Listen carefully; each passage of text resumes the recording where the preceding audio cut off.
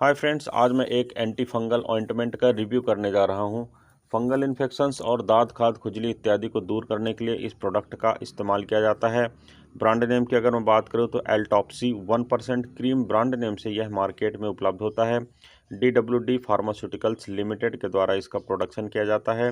Composition के रूप में इसमें लूलिकोनाजोल 1% बाइवेट की मात्रा में उपलब्ध होता है। कीमत की अगर बात की जाए तो 10 ग्राम का एक ट्यूब मार्केट में 99 रुपीज़ का उपलब्ध होता है। फ्रेंड्स, अगर अभी तक आपने मेरे चैनल को सब्सक्राइब नहीं किया है तो प्लीज़ चैनल को सब्सक्राइब कर लें। बेल आइकन को भी प्रेस करें ताकि आने वाले सारे वीडियोस के नोटिफिकेशंस आप तक आते रहें और आप मेरा कोई भी वीडियो को मिस ना करें। अगर आपने इस प्रोडक्ट को या इस ऑइंटमेंट को इस्तेमाल किया है तो आपके क्या एक्सपीरियंसेस रहे हैं, कमेंट सेक्शन पर ज़रूर शेयर करें। आइए फ्रेंड्स, देखते हैं इस प्रोडक्ट के वैकल्पिक ब्रांड्स के बारे में। तो फ्रेंड्स, लूलिकैन क्रीम जिसे ग्लेनमार्क फार्मास्यूटिकल्स लिमिटेड के द्वारा बनाया जाता है। लूलिफिन क्रीम जिसे सन फार्मास्यूटिकल इंडस्ट्रीज लिमिटेड के द्वारा बनाया जाता है। लूलिबिट क्रीम जिसे मैनकाइंड फार्मा लिमिटेड के द्वारा बनाया जाता है।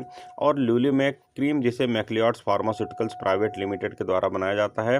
फ्रेंड्स, मार्केट में मिलने वाले सेम कंपोजिशन के साथ उपलब्ध ये कुछ ऐसे ब्रांड्स हैं जो आप इस ऑइंटमेंट के ना मिलने की स्थिति पर भी परचेस करके अपना काम चला सकते हैं और सेम इफेक्ट को प्राप्त कर सकते हैं, क्योंकि अंदर का मॉलिक्यूल या साल्ट इनका सेम होता है और आपको इफेक्ट भी सेम प्राप्त होता है। अब देखते हैं फ्रेंड्स इसके कुछ प्रमुख इस्तेमाल के बारे में। तो जैसा मैंने पहले आपको बताया, यह एक एंटी फंगल ऑइंटमेंट है और फंगल से जुड़ी किसी भी समस्या को निपटान करने में सक्षम होता है। फ्रेंड्स, फंगल के कारण होने वाला जो इचिंग होता है, इन्फेक्शन होता है, खारिश होता है, खराश होता है, दाद होता है, खुजली होता है, उस सब चीज़ों के निपटान के लिए इस मेडिसिन का इस्तेमाल किया जाता है।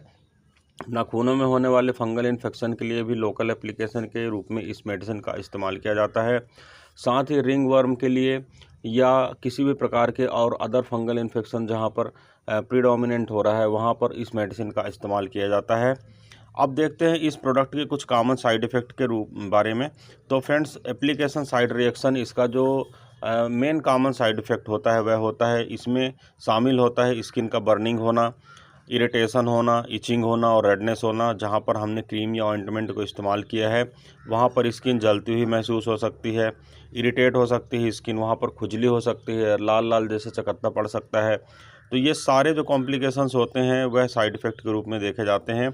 इसके साथ ही स्किन का ड्राई हो जाना, स्किन का उखड़ना या उसके फ्लैक्स जैसे निकलना और स्किन पर ब्लिस्टर्स का बनना, इसके कुछ कॉमन साइड इफ़ेक्ट के रूप में देखे गए हैं। अब देखते हैं फ्रेंड्स यह मेडिसिन को इस्तेमाल कैसे करना चाहिए। तो फ्रेंड्स, नियरली ऑल वीडियोस में मैं आपको बताता हूं कि मेडिसिन को डॉक्टर की एडवाइस पर ही इस्तेमाल करना चाहिए। सेल्फ मेडिसिन को यूज नहीं करना चाहिए, यह घातक हो सकता है, नुकसानदायक हो सकता है। सबसे पहले तो मैं यह बता दूं फ्रेंड्स कि डॉक्टर के द्वारा बताई गई खुराक और अवधि के अनुसार आपको मेडिसिन का इस्तेमाल करना चाहिए। यह मेडिसिन एक्सटर्नल यूज के लिए है, बाहरी इस्तेमाल के लिए है। इंटरनल पार्ट पर इस मेडिसिन का इस्तेमाल नहीं करना चाहिए। इस्तेमाल करने से पहले आपको सारे डायरेक्शंस मेडिसिन पर लिखे हुए जो उसके कर्टन होता है उस पर जो सारे डायरेक्शंस लिखे होते हैं उन्हें पढ़ना चाहिए। इसके लेवल की जाँच करना चाहिए, एक्सपायरी डेट की जाँच करना चाहिए। एप्लीकेशन आप जब कर रहे हो तो जिस स्थान पर भी कर रहे हो तो आपको उस प्रभावित हिस्से को साफ़ करना चाहिए प्रॉपरली, उसके बाद ड्राई करना चाहिए, इसके बाद ही मेडिसिन को इस्तेमाल करना चाहिए। अपने हाथों को मेडिसिन को इस्तेमाल करने के पश्चात धो लेना चाहिए, लेकिन अगर आपके हाथ में इन्फेक्शन हो तो फिर उसे रहने देना चाहिए। एक बात और बता देना चाहता हूँ कि फंगल इन्फेक्शन पर, यदि जैसे रिंग वर्म या किसी और इन्फेक्शन पर आप इस मेडिसिन को इस्तेमाल कर रहे हैं तो यह एडवाइजेबल है कि आप गोल सर्कल बनाएं और जिस एरिया तक रिंग वर्म है उससे लगभग 1 सेंटीमीटर या 2 सेंटीमीटर बाहर की एरिया तक में मेडिसिन को अप्लाई करें, ताकि अगर किसी प्रकार का फंगल इन्फेक्शन स्प्रेड हो चुका हो तो वह भी क्लीन आउट हो सके। अब देखते हैं फ्रेंड्स कि यह मेडिसिन काम कैसे करती है। तो फ्रेंड्स, यह एक एंटी फंगल मेडिसिन है, यह तो मैंने पहले आपको बता ही चुका हूँ। यह त्वचा के संक्रमण का इलाज करता है अगर फंगल इन्फेक्शन के कारण वह प्रभावित हो गया है तो।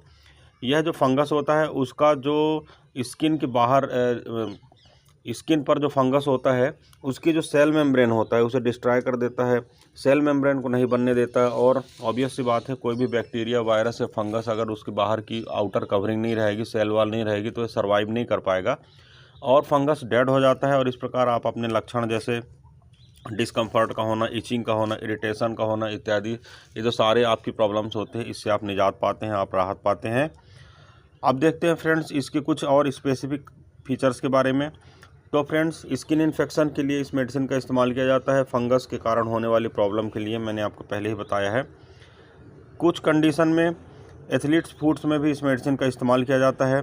अगर पैर में आपको फंगस इन्फेक्शन हो गया है या हाथ में हो गया है तो आपको यह सलाह दी जाती है कि आप अपने उस स्थान को ड्राई रखें, तो आपको जल्दी आराम लगेगा। स्पेसिफिक रूप से ऐसे एरिया जो नाखून के संपर्क में रहते हैं, जैसे फिंगर्स हो गए या पैर के नाखून हो गए, ऐसे जगहों में संक्रमण होने के चांस ज़्यादा रहते हैं। इसलिए आपको ऐसी जगहों को सूखा रखना चाहिए और क्लीन करके रखना चाहिए। आपको अपने नाखूनों को छोटा रखना चाहिए और ओपन टोज शूज़ पहनना चाहिए ताकि आपको एयर वगैरह का उसमें डिस्कम्फर्ट ना हो सके। आपको फंगल इन्फेक्शन से बचने के लिए सेपरेट टॉवल वगैरह या जितने भी फोमाइड्स होते हैं उनका सेपरेटली यूज़ करना चाहिए। किसी के टॉवल यूज़ नहीं करना चाहिए, सॉक्स यूज़ नहीं करना चाहिए, शूज़ यूज़ नहीं करना चाहिए। जितने ये सारे फोमाइड्स आर्टिकल होते हैं आपको सेपरेटली ही यूज़ करना चाहिए ताकि किसी दूसरे का इन्फेक्शन आप तक न आ सके। आपको मेडिसिन के सफिशिएंट अमाउंट लगाना चाहिए। ऐसा नहीं कि मेडिसिन की कम मात्रा में लगाए और फंगल इन्फेक्शन कवर ना हो सके। इसलिए आपको एडवाइस किया जाता है कि 1 इंच का जो सर्कल होता है, जहाँ पर भी जैसे रिंग वर्म आपको हो रखा है, तो 1 इंच का चारों ओर का सराउंडिंग स्ट्रक्चर आप ज़्यादा मेडिकेशन करें ताकि वह भी स्ट्रक्चर कवर हो जाए, वह भी एरिया कवर हो जाए। आपको इस मेडिसिन को लगाने के बाद लगभग 7 से 10 दिन के बीच में आपको राहत महसूस होती, समझ में आती है। आपका पूरा एरिया ड्राई हो जाता है, क्लीन भी हो सकता है, परंतु उसका मतलब यह बिल्कुल नहीं रहता है कि फंगल इन्फेक्शन पूरी तरह से ठीक हो गया है। इसलिए आपको इस मेडिसिन को मिनिमम 20 डेज़ या 30 डेज़ के लिए एडवाइस किया जाता है। कम से कम आपको इस मेडिसिन को 1 महीने तक इस्तेमाल करना चाहिए ताकि यह रिलैप्स ना हो सके। किसी भी कंडीशन में अगर थोड़ा बहुत डिसीज़ भी बचे तो वह कॉम्प्लिकेशन कर सकता है, दोबारा बैक हो सकता है। इसलिए आपको इस मेडिसिन को कम से कम 1 महीने के लिए इस्तेमाल करना चाहिए। अगर आप कुछ समय बाद मेडिसिन लगाने के बाद अच्छा महसूस कर रहे हैं तो भी पूरी तरह से रोग जाने के बाद ही आप मेडिकेशन या डॉक्टर के एडवाइस के बाद ही मेडिसिन आपको बंद करना चाहिए। अगर किसी भी प्रकार का इन्फेक्शन अधिक हो रखा है तो इसके साथ साथ कुछ ओरल मेडिसिन या ओरल कैप्सूल्स वगैरह, एंटी फंगल मेडिसिन वगैरह आपको उपलब्ध कराई जाती हैं। इसके साथ ही पैरेलल इचिंग की मेडिसिन दी जा सकती है अगर कभी कुछ आवश्यकता समझ में आती है डॉक्टर को। तो हालांकि स्टेरॉइड तो इसके लिए कॉन्ट्राइंडिकेटेड रहता है, फंगल इन्फेक्शन स्टेरॉइड देने के बाद बढ़ जाता है, परंतु तुरंत की कंडीशन में थोड़ा सा इसे सबसाइड करने के लिए, सप्रेस करने के लिए अगर डॉक्टर को उचित लगता है तो थोड़ा बहुत स्टेरॉइड आपको दे सकता है कवर करने के लिए। और आप अपने से स्टेरॉइड का सेवन ना करें, यह घातक हो सकता है। मेडिसिन को आपको नाक के अंदर या मुंह के अंदर या आंख के अंदर लगाने से बचना चाहिए और अगर एक्सीडेंटली एक्सपोजर हो जाता है तो आपको तुरंत ही पानी से, ज़्यादा मात्रा में पानी से आपको इसको क्लीन करना चाहिए।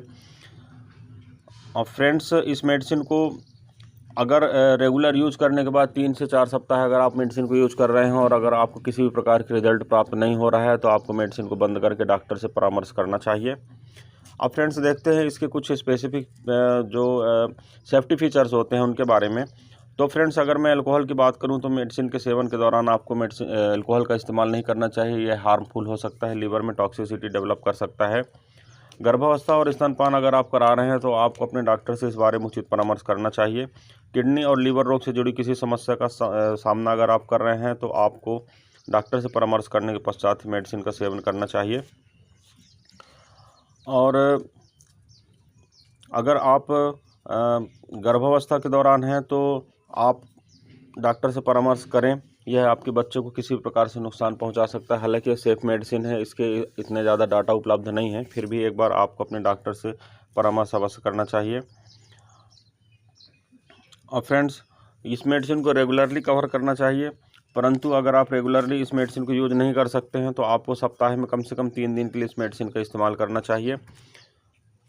पैर के उंगलियों के बीच एथलीट फुट के इलाज करने के लिए कम से कम 4 सप्ताह के ड्यूरेशन लगता है। कुछ रोगियों में जैसे कि जॉकिच वगैरह या दाद वगैरह के निपटान के लिए इस मेडिसिन को लगभग 6 सप्ताह तक का भी समय लग सकता है। किसी विशेष हार्ड परिस्थिति में इस मेडिसिन को यूज़ करने में लगभग 2 महीने का भी समय, यानी लगभग 60 दिन का भी समय लग सकता है। यह आप डॉक्टर से सजेस्ट करें, इसके बाद ही मेडिसिन का इस्तेमाल करें। कंटेनर को जिस कंटेनर में मेडिसिन आई है उसमें आपको इसको बंद करके रखना चाहिए। बच्चों के पहुंच से दूर रखना चाहिए। ठंडे तापमान वाली जगह में यानी कमरे के अंदर रखना चाहिए। डायरेक्ट सनलाइट के संपर्क में मेडिसिन को नहीं रखना चाहिए। अतिरिक्त नमी, क्योंकि चूँकि फंगल इन्फेक्शन हो सकता है, इसलिए इसे बाथरूम वगैरह एरिया में नहीं रखना चाहिए, ताकि वहाँ पर नमी ज़्यादा रहती है और किसी भी प्रकार का फंगल इन्फेक्शन वहाँ पर स्प्रेड हो सकता है। तो फ्रेंड्स, ये था एक छोटा सा रिव्यू मेडिसिन के ऊपर। ये सारी जानकारी जो मैंने आपको दिया है, यह केवल आपकी ये जो सारा विवरण मैंने आपको दिया है केवल आपकी जानकारी के लिए है। किसी भी स्थिति में मेरे वीडियो के आधार पर आप मेडिसिन का उपयोग ना करें, यह हार्मफुल हो सकता है। आप अपने डॉक्टर से मिलें, उचित परामर्श करें, इसके पश्चात ही मेडिसिन का यूज करें। फ्रेंड्स, इस वीडियो में बस इतना ही। किसी अन्य अच्छे हेल्थ रिलेटेड टॉपिक के साथ आपसे फिर मुलाकात करता हूँ। तब तक के लिए गुड बाय। आपका दिन शुभ हो। जय हिंद।